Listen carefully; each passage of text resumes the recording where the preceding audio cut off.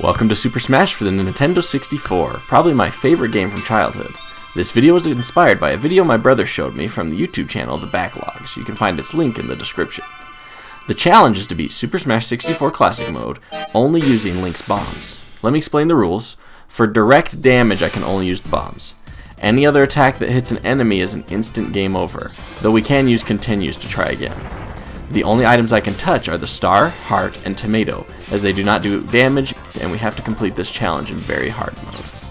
Now that the rules have been set, let's get on to the challenge.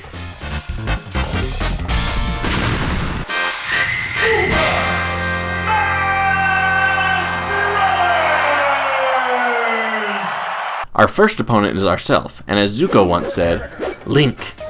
You have to look within yourself to save yourself from your other self. Only then will your true self reveal itself. I don't know what that means, so let's just throw bombs until he's gone. Obviously, we need to remember the rule that we cannot use anything but bombs. Shouldn't be too hard. Oh, wait. Anyway, I'm going to speed up the footage a bit to make time for some bloopers of the previous attempts and explanations.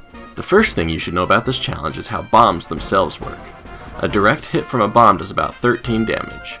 Bombs also have about 0 knockback as well, meaning that really no matter how high we get the opponent percentage, these bombs really aren't moving them anywhere. The second thing you should know is that CPUs in this game have an unhealthy desire for items, no matter the cost. This will be extremely helpful to us in the run. After we get Link to about the 130s, we just wait for a tornado to finish the job.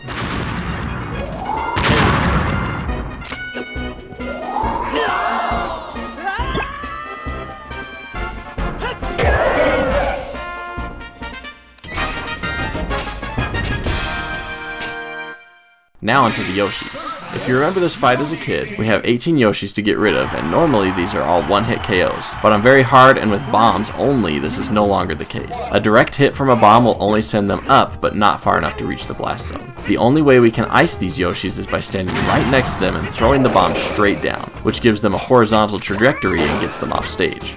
Unfortunately, this is going to rack up our damage as well, so we need to be careful. And this works on the majority of Yoshis, just not the ones that have matrixed their way into super speed to dodge attacks. Did you miss it? Here it is in slow motion.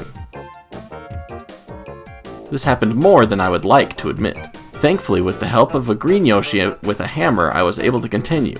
It was a bit brutal to watch though. Fox is up next, and we give him some decent damage before his lust for items kicks in. Sometimes the items that computers get are not very helpful. For example, Fox got a gun, which was not a good thing for me.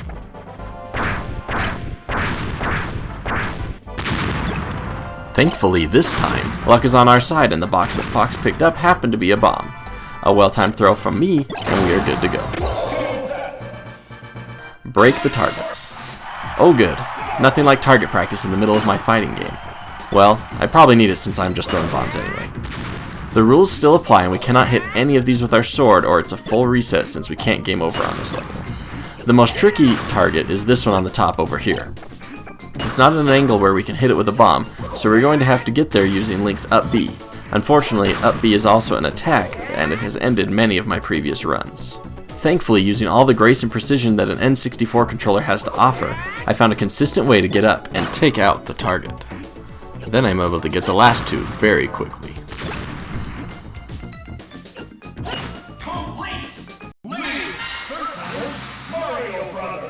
You would think that 2-on-2 would be better. Unfortunately, the friend that gets put on our team has the IQ of a deer in the middle of the road that's been hit by a bus 12 times. Here are some of the previous partners showcasing their amazing skills.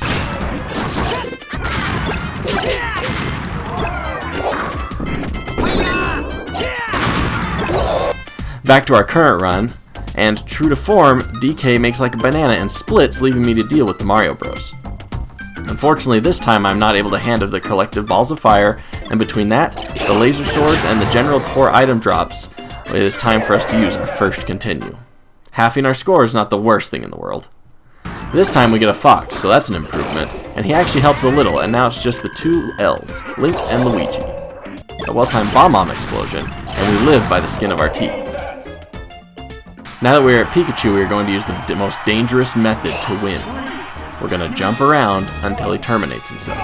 This ranges from a quick death to about 40 seconds, depending on how Pikachu is feeling.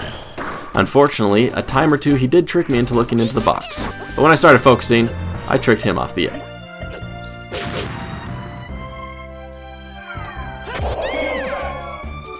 Now to point out the big elephant in the room. I mean, gorilla. We get to hang out with Giant DK, a giant problem.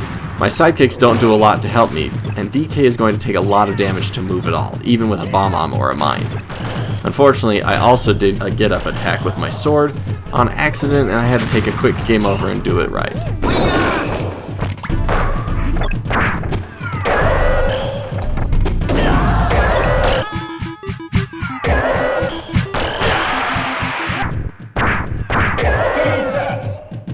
After that, I employed the best method and the most ancient and advanced technique for taking him out. I hung on the ledge and let him jump off. You'd be surprised at how often this works on the Big Ape. I just wish I remembered this before having to use the continue.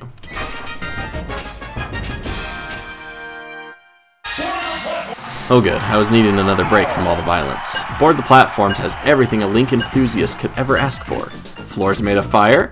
Check. Moving block puzzles? Check.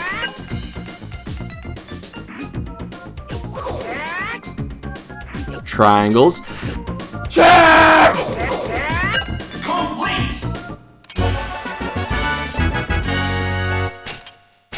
Time for the Kirbys, each with a stolen power. I established dominance by accidentally using my sword and having to take myself out for the game over. Twice. Totally on purpose, of course. These are similar to the Yoshis, where I have to stand right next to them to get them to fly sideways from the explosions. However, the Kirbys have a personal space bubble that they don't like me to invade.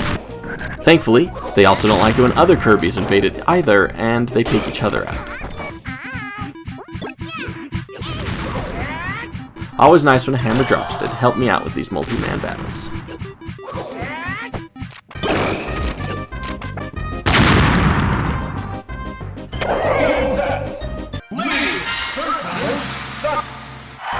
This late in the game, the AI has to be getting more difficult, and therefore our preparation needs to get more advanced as well. Using my extravagant and precise art skills, I created a one-to-one pixel-perfect representation of the planet Zebes stage.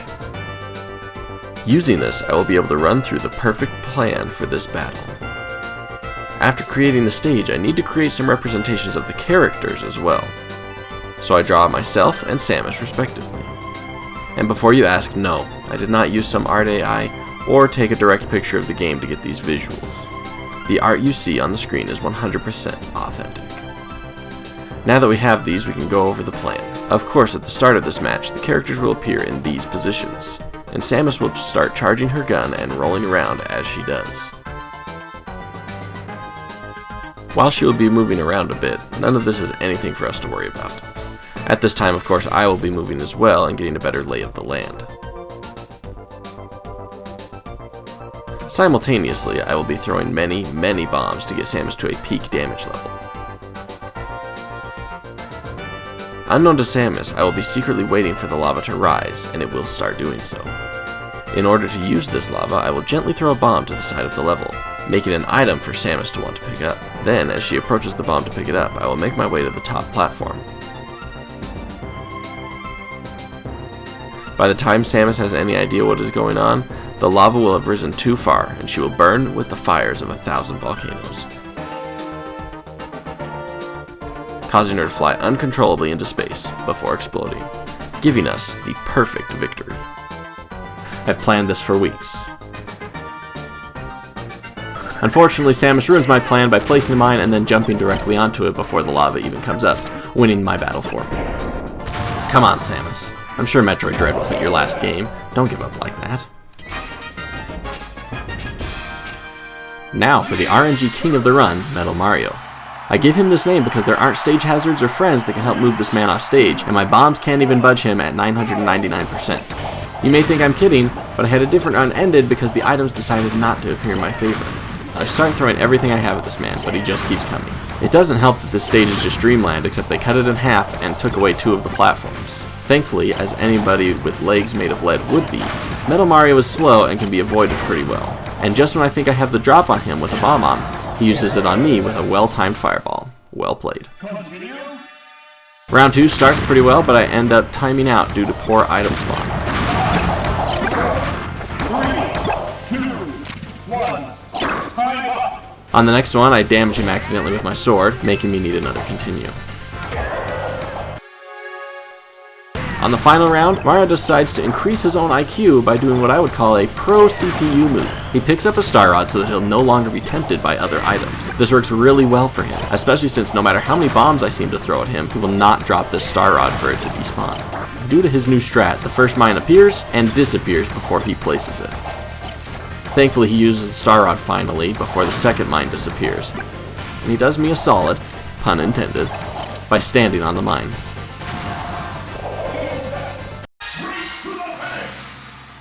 Race to the Finish has everything you could want in a racing game, except speed.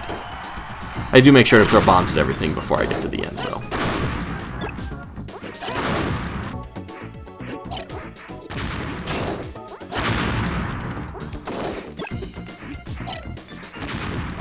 Complete lead versus fighting Polygon team.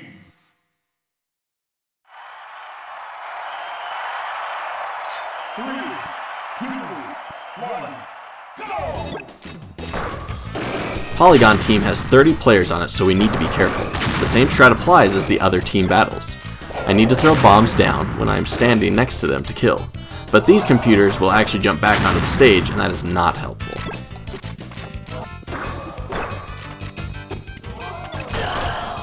I get down to 3 left, but run out of lives. Continue.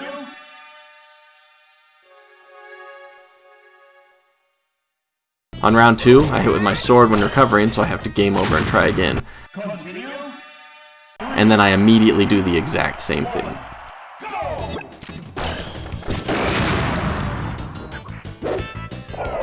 I get to the blast zone pretty quick though, if I do say so myself. A few rounds of mostly the same, and I am able to get them all with time to spare.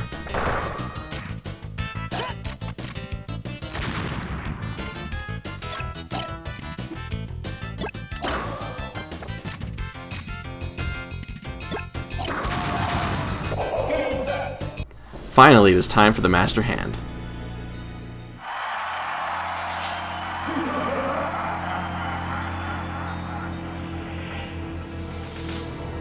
Though this is kind of anticlimactic. His moves are pretty easy to dodge and he's a really big target.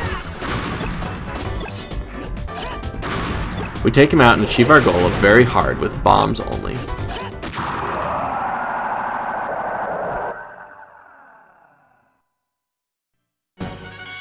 I didn't even shoot at the credits, just to make sure that only bombs are used.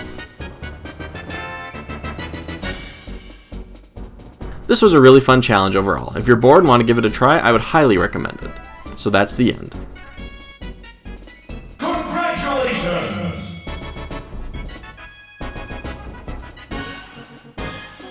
Or it would be if there wasn't a challenger.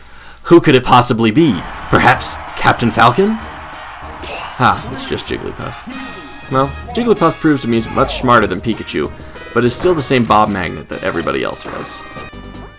Then, because Jiggles here did not want me to get the last bomb, she kisses an electrode and ends the video. Now the challenge is over.